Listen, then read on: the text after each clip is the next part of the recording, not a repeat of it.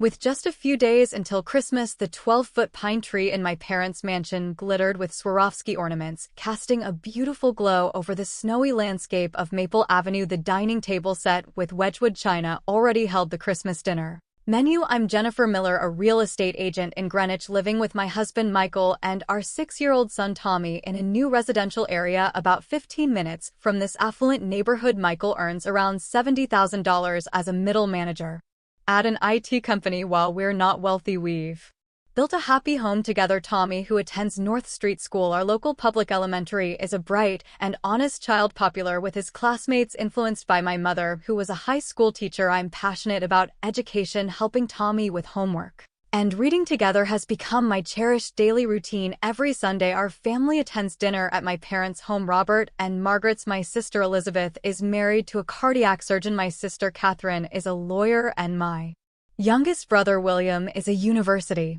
professor. All marriages my parents proudly consider suitable. My parents' white Victorian mansion, built in the 1920s, stands as a symbol of Greenwich's history and tradition. My father, a retired investment banker, and my mother, influential in Greenwich social circles, maintain a facade of charitable work and are pillars of the First Presbyterian Church. We siblings share the responsibility of caring for our aging parents. Elizabeth manages priority appointments at Greenwich Hospital. I handle contracts and maintenance with Heritage Home Maintenance. Catherine provides legal counsel for wills and inheritance, and William manages the investment portfolio. But lately, Tommy has been reluctant to visit his grandparents. Mom, do I have to go to Grandma's house? Tommy's words tugged at my heart. While my parents eagerly encourage expensive lessons and give lavish birthday presents to their other grandchildren, they maintain a cold attitude toward Tommy at Greenwich Women's Club luncheons. Mother talks endlessly about her other grandchildren, rarely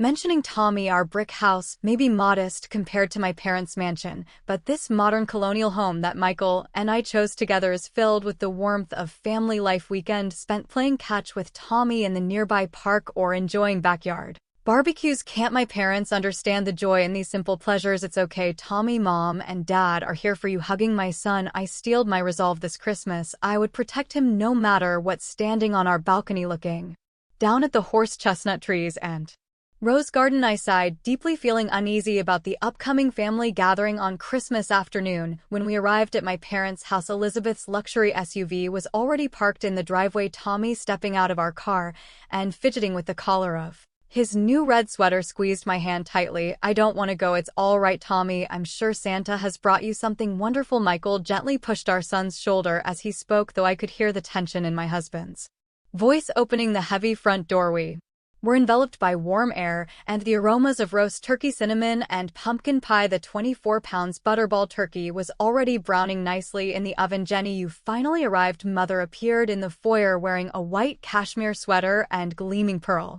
necklace. She barely glanced at Tommy, giving only my cheek a light kiss. You're late. Elizabeth's children are already here. From the living room came the excited voices of my nieces and nephews. Under the 12-foot Christmas tree lay a mountain of presents decorated with colorful ribbons. Elizabeth's twins were playing with the latest gaming console, while Catherine's daughter was studying programming on her new tablet. Merry Christmas, Patricia. Father called out, scotch in hand. Here, I was always called by my maiden name Patricia. He still refused to acknowledge my married name Miller. Tommy, come here. Elizabeth beckoned. My sister treated Tommy as kindly as the other children, but today there was an apologetic shadow in her eyes. My, that sweater, did you buy it at Target? Mother looked Tommy up and down with a sarcastic tone. Yes, it was a $25 sweater from Target, but Tommy had been so pleased with this red sweater. As dinner time approached, the house filled with energy. William provided intellectual conversation befitting a young professor. Catherine shared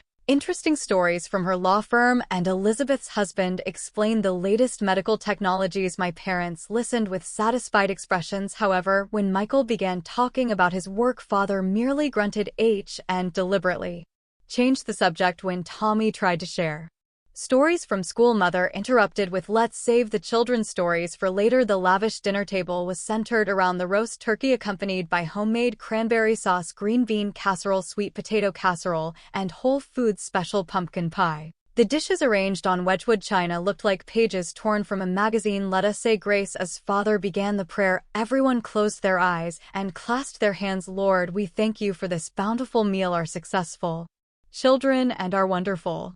Grandchildren, even in the prayer's words lurked invisible discrimination. After dinner came the time for exchanging presents. The whole family gathered around the fireplace. First, Elizabeth's children. Mother handed over large boxes containing the latest gaming consoles and designer clothes. Catherine's children received educational tablets, and William's child got premium sports equipment and a programming learning set. The children's excited voices filled the room. Finally, it was Tommy's turn. Here, Tommy, your turn. Mother held out a small box. Tommy, eyes shining with expectation, carefully unwrapped the paper. I watched, holding my breath. When he opened the box, it was empty. He doesn't need anything. Mother smiled maliciously. The room's atmosphere froze. Large tears began rolling down Tommy's cheeks. I glared at Mother for a moment, but said nothing. No words were necessary. I silently stood up, embraced my sobbing Tommy, and left the room. Michael wordlessly followed. Behind us fell a heavy silence, and I heard Elizabeth's small sigh as we headed toward the entrance. I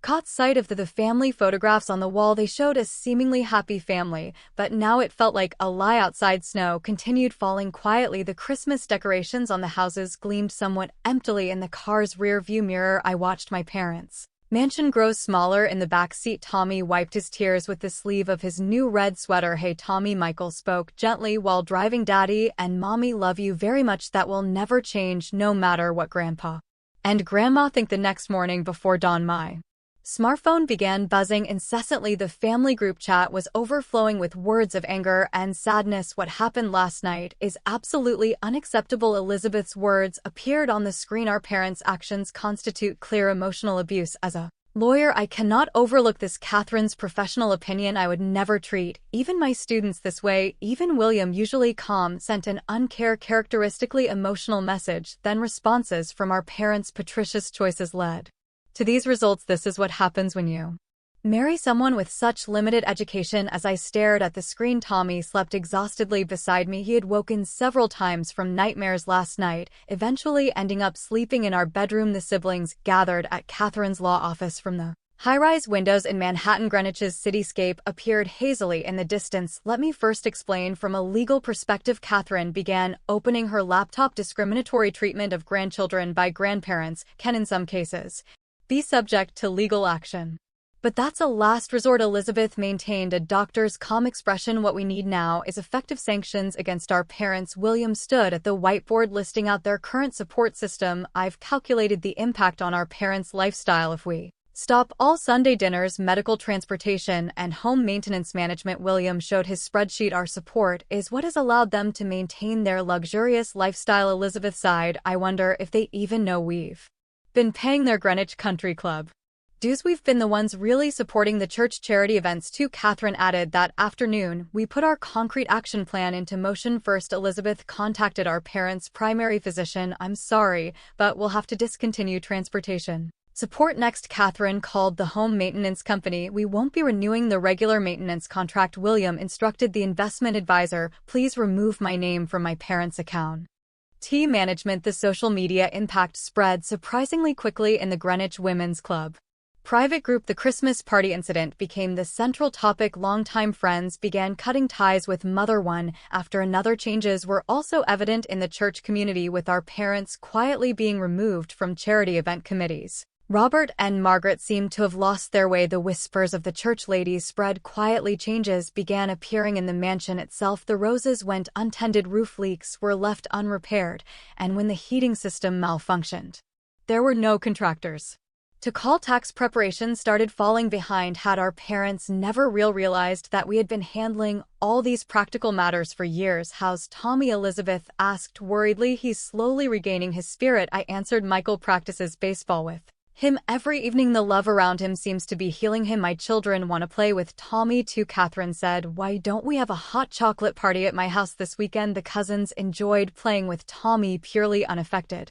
by the complex adult situation. The kindness of his cousins gradually helped heal Tommy's emotional wounds. On a snowy evening, I gazed out my window at the street. It had been days since we'd received any calls from my parents. Sometimes I wondered if this was the right choice, but every time I saw Tommy's smile, I was convinced our decision wasn't wrong. And shortly after the new year began, unexpected visitors appeared at our door. When I opened it, there stood my parents, looking unfamiliar. Mothers, usually perfectly styled hair was disheveled and father wore a worn cashmere sweater instead of his typical luxury suit. They both seemed to have aged rapidly in these 2 weeks. Patricia, would you hear us out? Mother's voice had lost its usual arrogance. I showed them into the living room where Michael silently brought coffee. Tommy was playing in his room upstairs. The scent of breakfast toast still lingered in the house. Father spoke first. The truth is we're struggling to manage from there. Their predicament became clear. Their Greenwich hospital appointments were cancelled, preventing Father's regular checkups. Heritage home maintenance contract wasn't renewed, leaving house problems unattended. Tax preparations start called with late payment notices piling up. But your pension. Mother broke down crying, interrupting my words. It's not enough. We've been living beyond our means, keeping up appearances. Father pulled a bill from his wallet, a payment reminder from Greenwich Country Club. Our friends have abandoned us. We've lost our place at church. Mother's makeup began to run. Did you know? Father quietly asked. That we couldn't survive without your support. Yes, we knew, I answered. But why, Tommy? At that moment, Mother's expression changed. It was a complex look mixing pride and regret. I'll be honest, Mother began speaking, clutching her handkerchief with trembling hands. I couldn't accept your marriage, a daughter of a prominent Greenwich family marrying a merit manager. But Michael is a wonderful husband and father, I replied quietly but firmly. Yes. Mother gazed out the window as she continued. But I had my pride, my position in society, my reputation at church, the eyes of my friends. So Tommy, yes, that child was proof of the marriage that betrayed our expectations. Every week at family dinner, seeing him. Father interrupted. No, Margaret, that's wrong. Mother turned in surprise at Father's unexpected words. We were wrong. Our vanity and pride blinded us to what truly matters. Father's voice trembled. We maintained our luxury lifestyle thanks to your support, and we repaid that kindness with cruelty. Mother remained silent, gripping her handkerchief tightly. We apologize. Father bowed his head deeply to Tommy and to your family. However, Mother's attitude remained somewhat different, but our social standing. At that moment, we heard a small sound from upstairs. Tommy was sitting halfway up the stairs. How much of the conversation had he heard? Grandma, why don't you like me? Tommy's innocent question froze the atmosphere in the room. Mother stared at Tommy, speechless. For the first time, true regret appeared in her eyes. I don't deserve forgiveness. The mask Mother had worn for years seemed to fall away. But if you'll allow me, Mother's voice broke, could we start over as a real family? I silently watched Tommy. Should we burden a 6-year-old heart with such weight? But in my son's eyes I saw something that adults couldn't see. Don't cry, Grandma. Tommy came down the stairs and approached Mother. I have my red sweater, I'll let you borrow it.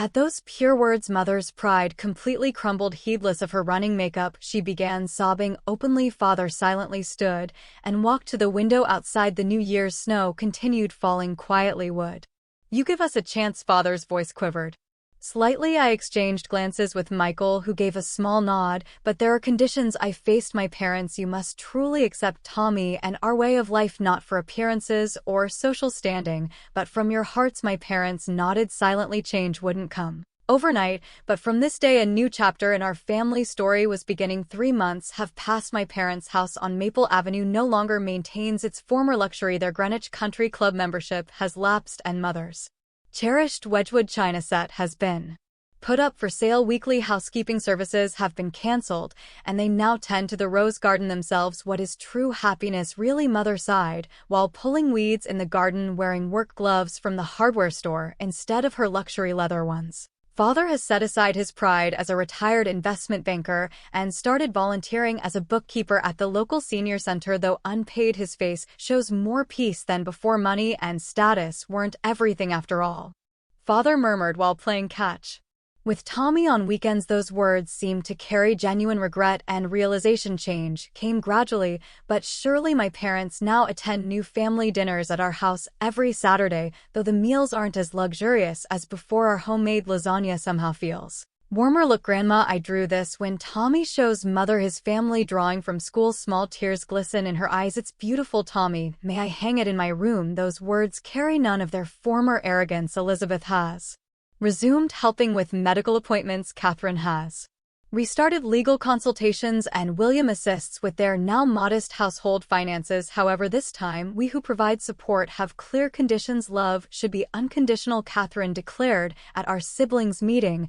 but support needs conditions. A new support system was established to sustain our parents' retirement, this time with mutual responsibilities and promises documented in a notarized agreement. Of course, not everything has been smooth. Sometimes mother's old habits surface when invited by former social circle friends. She's tempted to keep up appearances, but father quietly reminds her, Margaret, remember what truly matters. At First Presbyterian Church, our parents have moved from their front row seats to sit in back as ordinary parishioners seeking genuine prayer. Rather than superficial faith, we had strayed from God's teachings. Elizabeth witnessed father confessing to the pastor after leaving the Greenwich Women's Club. Mother joined a local book club. Instead, their titles and appearances don't matter, just people sharing their love of books. I never knew such warm connections existed. Mother admits honestly changes appeared in their house too. Luxurious decorations have disappeared, replaced by Tommy's drawings and family photos. The Christmas tree changed from a 12-foot giant to a cozy 6 feet one.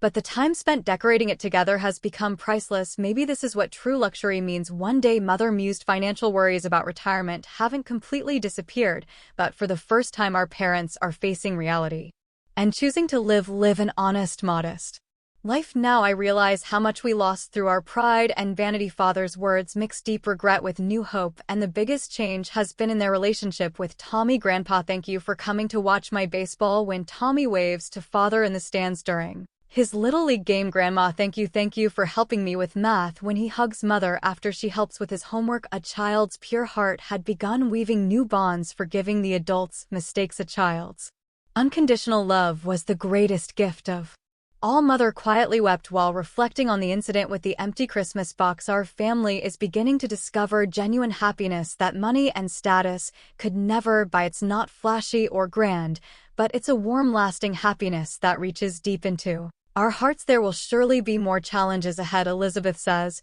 but now we understand. We know how precious true family bonds really are. Outside the window, spring sunlight streams down. New buds are beginning to sprout on the horse chestnut trees lining Maple Avenue. In the dappled sunlight, I can see Tommy helping his grandparents tend to the garden. The box that was once empty is now filled with precious memories and lessons learned.